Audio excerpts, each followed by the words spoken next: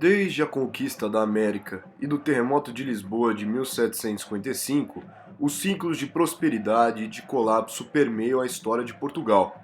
Para não fugir à regra, um dos mais tradicionais clubes de São Paulo, a Associação Portuguesa de Desportos, vive um pesadelo digno das tragédias contadas em histórias lusitanas.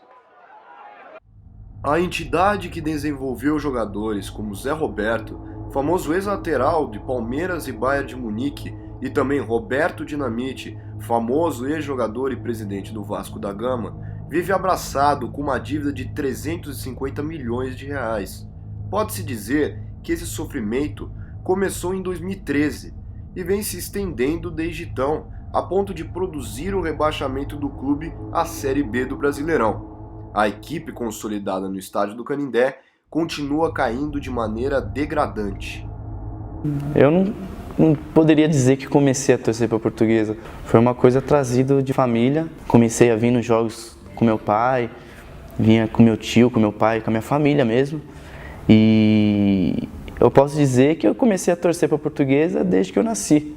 Que vinha para cá desde criança, quando era criança, vinha para assistir os jogos, ficava no clube.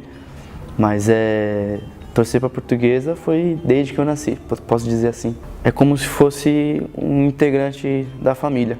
Acho que mais ainda por se tratar de algo que foi passado assim, de pai para filho, eu torço, obviamente, por causa do meu pai, da família, mas a importância é como se fosse um parente mesmo.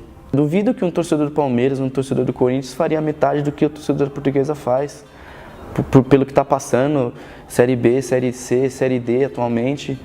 E o torcedor da Portuguesa é um torcedor diferente pela sua paixão, por ser um torcedor abnegado, de seguir a Portuguesa aonde for. Eu, como torcedor, já fui em vários jogos fora de São Paulo. O dia a dia da Portuguesa equivale ao de um trabalhador que ganha pouco, como alguém que estivesse com o nome sujo, não tem crédito na praça. Essa situação acabou impossibilitando a criação de movimentações bancárias por penhoras judiciais. Todas as receitas obtidas com aluguel vão direto para os credores. No campeonato da Série A2 do Paulista, os 600 mil pagos pela Federação Paulista de Futebol não desembarcaram nos cofres do clube. Isso se deve ao fato da Lusa se defender de mais de 60 processos trabalhistas. Não lembro quando eu comecei a torcer para a Lusa, porque eu já nasci torcendo, né? Porque meu avô começou a frequentar, né, desde que ele veio de Portugal. E aí ele passou a paixão pro meu pai e desde pequena eu e meu irmão, a gente tem o costume de ir no Canindé, de frequentar os jogos, as festas. Então eu não tem um dia que eu comecei a torcer por causa de um jogador, por causa de um ídolo, por causa de algum título em especial. A gente começou a torcer porque veio da família, como se fosse o nosso sobrenome, assim. Não tem tamanho assim, né? Como que você vai descrever uma paixão que você tem, né? É difícil. Por mais que a gente sofra, acho que o amor tá acima disso. Não é, pra gente não é só um time, acho que... Então, o amor que eu sinto é indescritível, porque... Sei lá, pode passar o tempo que for, pode cair pra onde for, que... Não muda, não sei porquê. Eu queria que mudasse, queria ter raiva, queria parar, mas não dá. É alguma coisa, não dá para explicar. Outra dívida do grupo tem a ver com a trágica morte de um jogador da base, aquele criado no clube desde pequeno, em uma piscina do clube em 2016. Lucas Jesus dos Santos foi encontrado morto em um local onde não havia salva-vidas. O caso rendeu à Luz, em julho de 2017, uma condenação de R$450 mil. Os últimos tempos de pouco futebol, porém muita discussão nos bastidores, foi considerado um impulso para os torcedores se unirem. Mesmo com a degradação do clube e o abandono das instalações do estádio do Canindé, foram promovidos por conta própria após ações de manutenção. Uma delas aconteceu por meio de um grupo de WhatsApp, chamado de SOS Estádio do Canindé, organizando uma reforma do centro de treinamento e um rateio de R$16 mil para a pintura das arquibancadas. Parte do preço da tinta foi custeada por um plano de saúde que exibirá totens no campo por um ano. O comandante dessa iniciativa é o aposentado Arthur Cabreira, de 61 anos, amante do time desde criança. Ele acredita que o clube luso ainda tem jeito para melhorar e que o próximo passo seria colocar fim às goteiras nas marquises do estádio. A obra deve custar em torno de R$100 mil e a previsão é que o valor seja arrecadado em rifas e doações. Melhor momento? Já tiveram alguns, né? Por incrível que pareça. Dentro de campo e fora de campo. Acho que já teve mais fora do que dentro, né? Mas dentro de campo, com certeza foi em 2011, né? Com o Campeonato Brasileiro da Série B, o Barcelusa, né? Que ficou conhecido aí pelo Brasil inteiro. Todo mundo... aquele ano, eu acho que o melhor time foi a Portuguesa, né? Dos grandes, assim. Porque eu ia pra escola e aí todo mundo falava, nossa, Barcelusa, não sei o que, nossa, tá indo bem, hein? Mas que novidade, né? A gente tem time, a gente é capaz de ser assim. Então foi muito legal aquele ano porque saía com a camisa, todo mundo falava, Barcelusa, Barcelusa. Então foi um momento muito especial aquele. Jogadores da Portuguesa recebendo a medalha de ouro pela conquista da Série B do Campeonato Brasileiro, o retorno à Série A. 1-1, os jogadores vão passando pelo pódio, montado aqui no estádio do... Que eu lembro de fato, assim, acho que 2011. Foi depois, acho que depois de 96, foi o grande feito da Portuguesa, tirando os feitos lá da década de 50, quando a Portuguesa foi campeã em São Paulo, foi esse título de 2011 da Série B. Na campanha de 2013, que terminou com o rebaixamento da equipe para a Série B, Martins deu palestras motivacionais para incentivar os esportistas. Os artistas também participaram de uma manifestação na Avenida Paulista, provocada pela punição da turma com perda de pontos no Campeonato Brasileiro de 2013. A polêmica se devia à escalação do meia Everton, mesmo suspenso, na última partida do torneio. O protesto, batizado de Diga Não ao Tapetão, não foi suficiente para fazer a equipe escapar de ser penalizada e rebaixada.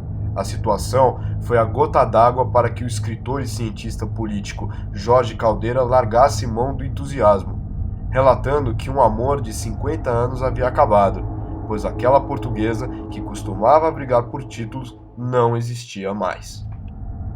O pior momento da história da Portuguesa, esse momento atual que o clube passa. Desde o final de 2013, né, que a gente foi para um pesadelo e parece que não acordou mais, até agora, assim, a gente está se perguntando, a gente se perdeu no caminho, em algum lugar aí a gente se perdeu depois do tapetão, né, de tudo que fizeram com a gente foi indo ladeira abaixo e ainda não acordou do pesadelo, a gente está esperando acordar ainda, porque tá difícil.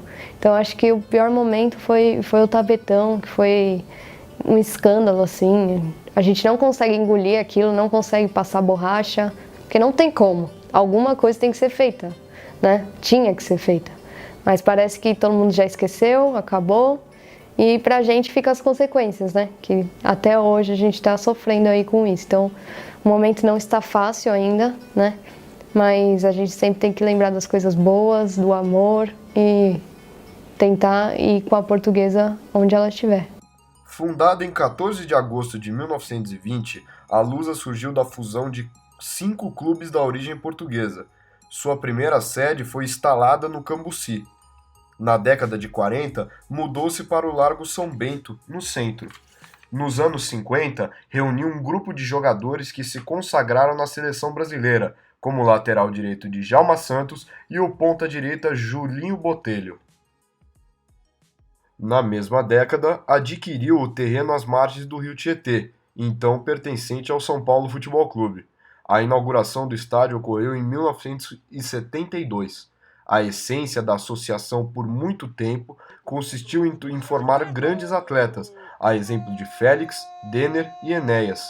Até o atual técnico da seleção, Tite, jogou uma temporada pela Lusa nos anos 80, quando veio do Clube Esportivo Bento Gonçalves. Em 2020, com a pandemia, os campeonatos de futebol tiveram que ser parados por um grande período de tempo. Isso fez com que os clubes perdessem as receitas de públicos nos estádios e até as cotas de televisão. Para não entrar em dívidas exorbitantes, era necessário se desdobrar e tentar inovar os conceitos pensados. O Fernando também tem montado um elenco muito bom e tem esse mesmo princípio aí de trazer jogadores bons.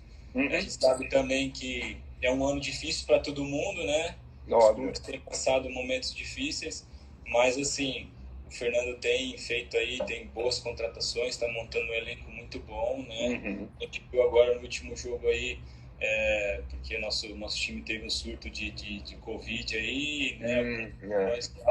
E se não tivesse montado um elenco muito bom, não daria conta, né? E a gente viu no último jogo agora que manteve, apesar do empate, né? Muitas trocas aí, mas manteve a qualidade do elenco. Então isso é que acho que tem feito a diferença agora para esse campeonato.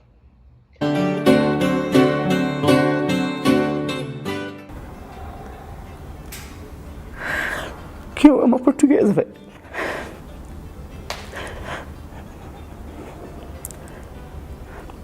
O amor que eu sinto por ela. Como se fosse minha mãe, meu pai. É isso. Desculpa, velho. Fico emocionado, mas é isso. Eu amo muito isso aqui. Isso aqui faz parte da minha vida.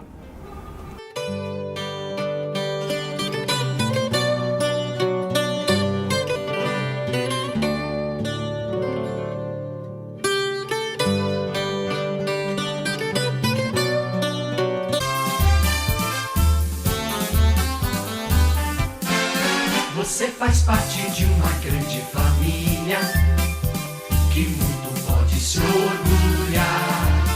É a família unida e muito amiga da Portuguesa querida.